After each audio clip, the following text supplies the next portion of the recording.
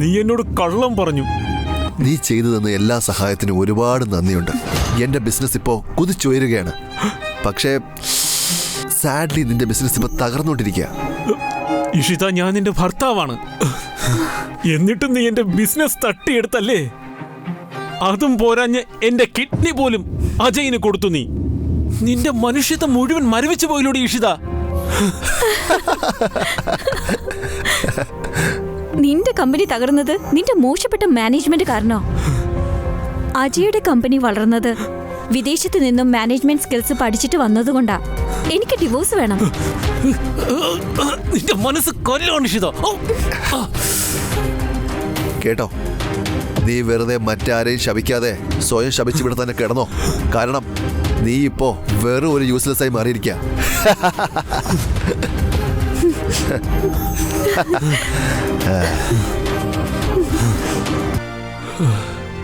ഈ പുനർജന്മം സത്യമാണെങ്കിൽ ഇനി ഒരിക്കലും ആരുടെ മുമ്പിൽ ഒരു അടിമയായി മാറില്ല.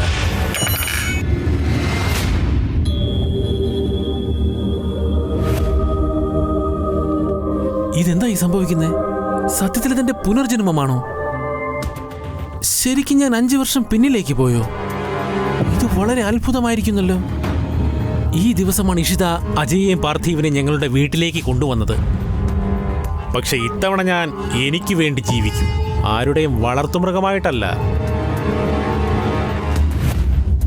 പക്ഷേ ഇത്തവണ ഞാൻ ഇവരെ ഒരു പാഠം പഠിപ്പിക്കുക തന്നെ ചെയ്യും.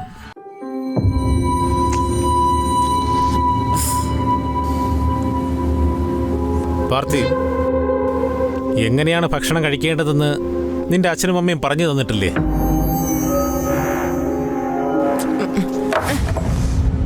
ഇതെന്ത് ഭക്ഷണമാ? അതുകൊണ്ടാണ് ഞാൻ ഇത് വെച്ച് കളിക്കുന്നത്. പാർത്ഥിവ്, ഭക്ഷണം ചിലപ്പോൾ മോശമായിരിക്കാം. സാഗർ നിന്നെക്കാളും മുതിർന്ന ആളല്ലേ, പറയുന്നത് കേക്ക്. സാഗർ അവൻ ശരിക്കും വിദേശത്ത് പഠിച്ച് വളർന്നതല്ലേ, അതിന്റെ പ്രശ്നങ്ങളാ. പ്ലീസ് ഒന്നും തോന്നരുത്. നിങ്ങൾ രണ്ടുപേരും എൻ്റെ വീട്ടിലെ താമസിക്കുന്നത്, ഇവിടുത്തെ ഭക്ഷണമാണ് കഴിക്കുന്നത്.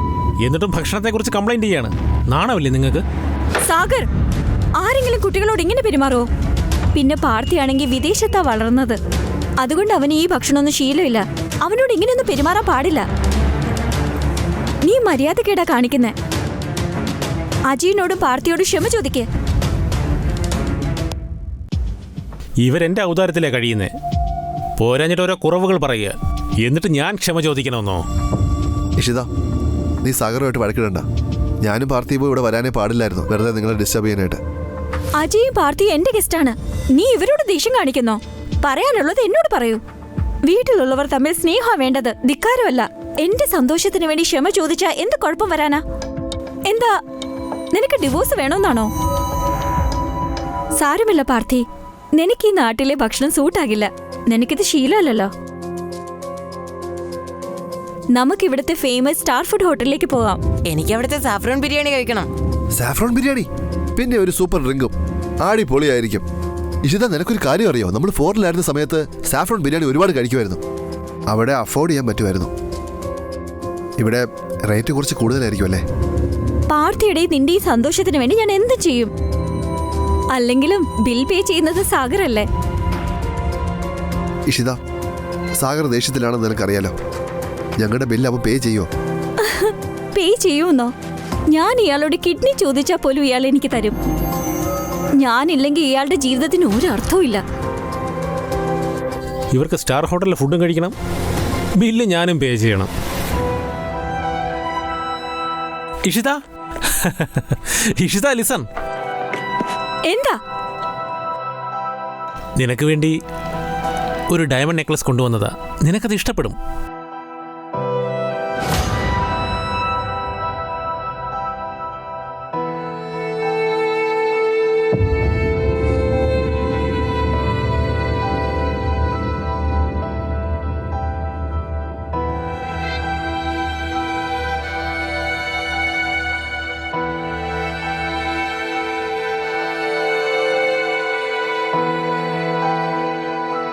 എന്താ നോക്കിയിരിക്കുന്നേ? എന്താ മനസ്സിലാവുന്നില്ലേ? പെട്ടെന്ന് റിസർവേഷൻ ചെയ്യ്. പാർട്ടിക്ക് നല്ല വിശപ്പുണ്ട്. ഒരു കാര്യം ചെയ്യ്, അജയിന് മെമ്പർഷിപ്പ് കാർഡ് ഉണ്ടാക്കി അതിൽ 1 കോടി രൂപ ഇട്ടേക്ക്. എന്തിനാന്നറിയോ? ഇവർക്ക് ഇവിടുത്തെ ഭക്ഷണം ഇഷ്ടപ്പെടാതെ വരുമ്പോ സ്റ്റാർ ഹോട്ടലിൽ പോയി ഭക്ഷണം കഴിക്കാൻ വേണ്ടിയിട്ടാ. ഇത് നിനക്ക് കിട്ടിയൊരു ഓപ്പർച്യൂണിറ്റിയാണ്. എല്ലാം നല്ലതുപോലെ ചെയ്യണം കേട്ടോ. ശരി, ഞാൻ നിങ്ങൾക്ക് വേണ്ടി റിസർവേഷൻ ചെയ്യിക്കാം. ഐ ഹോപ്പ് നിങ്ങൾക്ക് അവിടുത്തെ ഭക്ഷണം വളരെ ഇഷ്ടപ്പെടും. ഗുഡ്. വരൂ പാർത്ഥി, അജയ് വന്നോളൂ. കഴിഞ്ഞ ജന്മം ഞാൻ അവിടെ വെച്ച് 1 കോടിയിലേറെ രൂപ ചിലവഴിച്ചതാണ് സ്റ്റാർ ഫുഡ്സിൽ. എന്നാൽ ഇത്തവണ ഞാനൊന്ന് നോക്കട്ടെ നിങ്ങൾ എന്ത് ചെയ്യുമെന്ന്.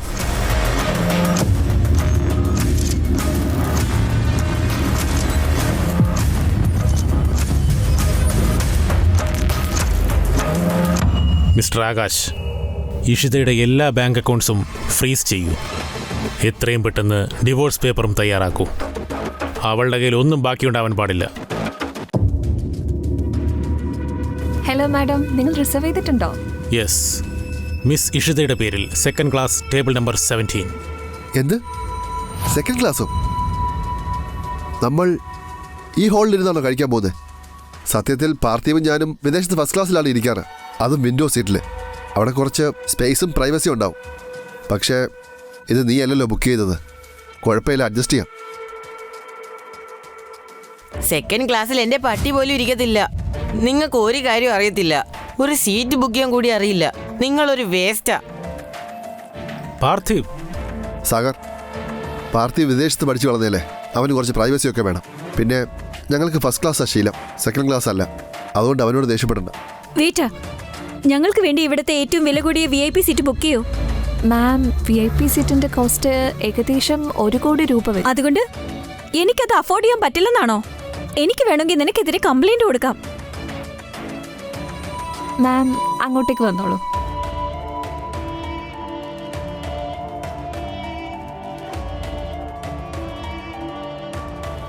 സാഗർ, ഇവിടെ വന്നിരിക്കെ.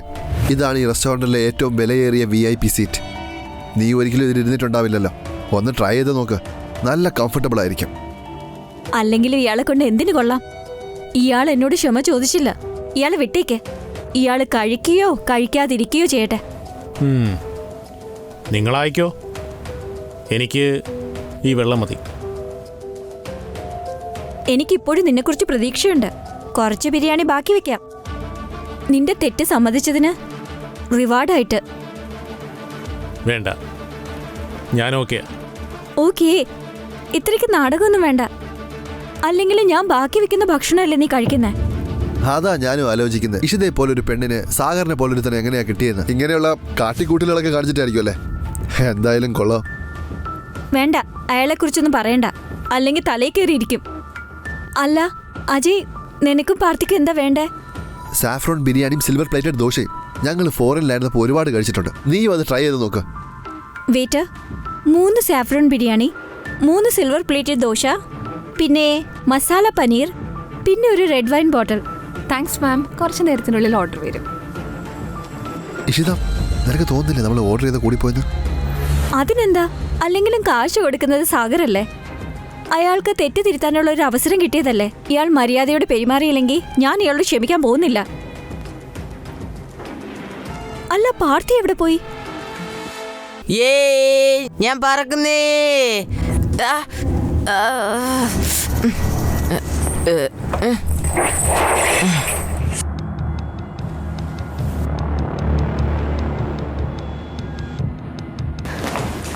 ഇതാരുടെ കുട്ടിയാ? വൈൻ്റെ ബോട്ടിൽസ് എല്ലാം പൊട്ടിച്ചു കളഞ്ഞല്ലോ. എന്തുമാത്രം നഷ്ടം ഉണ്ടായിരിക്കുന്നേ. വൈൻ ക്യാബിനറ്റ് ഇവൻ മറിച്ചിട്ടെന്നല്ലേ ഉള്ളൂ. അത്രയും വലിയ തെറ്റാണോ? പാർട്ടി ഫോറിനിലാ വളർന്നത്, അതുകൊണ്ട് ഫ്രീ മൈൻഡഡ് ആണ്. ഇവിടുത്തെ കുട്ടികളെ പോലെയല്ല, ശാന്തനായിട്ട് ഇങ്ങനെ ഇരിക്കാൻ മാത്രം. ഇത്രയും ഫ്രീഡമായിട്ട് ജീവിക്കണമായിരുന്നെങ്കിലേ വിദേശത്തങ്ങ് പോയാൽ മതി. ഫ്രീഡത്തിന്റെ അർത്ഥം എന്താ? എന്ത് തോന്നിയാസം കാണിക്കാനുള്ള ലൈസൻസ് ആണോ? ശരി, ഇത്രയ്ക്ക് നാടകം കളിക്കണ്ട. ഇത് വെറും ഒരു വൈനല്ലേ. ഞാനൊരു കാര്യം ചെയ്യാം, ഇതെല്ലാം ഞാൻ വാങ്ങിക്കോളാം. നേന, നീ കേട്ടോ? അവരെല്ലാം വാങ്ങുന്നാ പറയുന്നത്. അതും ഇത്രയും വിലപിടിപ്പുള്ള വൈൻ. ഒരു ബോട്ടിലിന്റെ വില മിനിമം 2 ലക്ഷം രൂപയാ വില വരുന്നേ. ഇത്രയും ധനികയായ സ്ത്രീ ഇവരാരാണ്? അത് ഞാനും ആലോചിച്ചു. ഇവര് പൊട്ടിച്ച ബോട്ടിലിന്റെ എല്ലാം എത്ര വില ഇവർ കൊടുക്കേണ്ടി വരും? ഏകദേശം 50-60 ലക്ഷം രൂപ വരും. അത്രയ്ക്ക് സമ്പന്നരാണോ ഇവര്? സോറി മാഡം, ഞാൻ കേട്ടത് ഈ ബോട്ടിലെല്ലാം മാഡം വാങ്ങുമെന്നാണോ? മാഡം പറഞ്ഞത് ശരിയാണോ? പിന്നെ ഈ വൈൻസ് എല്ലാം മാഡം... ഇഷിത, ഇത്രയും വൈനോ? സാരമില്ലെന്നേ, ഇത് കുറച്ച് ബോട്ടിൽസ് അല്ലേ, അത്രയ്ക്ക് വലിയ കാര്യമൊന്നുമല്ലല്ലോ. വൈനെല്ലാം ഇവിടെ വെച്ച് കുടിച്ചു തീർക്കാൻ പറ്റിയില്ലെങ്കിൽ വീട്ടിലേക്ക് കൊണ്ടുപോവാം. ശരി, ഇതെല്ലാം ഞാൻ പേ ചെയ്തോളാം. വില പറഞ്ഞോളൂ. ഓക്കെ. ഈ വൈൻസ് എല്ലാം VIP സീറ്റ്സ്, പിന്നെ ഭക്ഷണം, ഇതെല്ലാം കൂടെ നോക്കുമ്പോൾ ഏകദേശം ഒരു 70 ലക്ഷം രൂപ ഉണ്ടാവും. ഞാൻ 80 ലക്ഷം തരാം. സമ്മതാണോ? അപ്പോ 80 ലക്ഷം ഫിക്സ് ചെയ്തോ. കഥയിൽ അടുത്തതായി എന്ത് സംഭവിക്കുമെന്നറിയാൻ dash reels Malayalam YouTube channel subscribe ചെയ്യുക.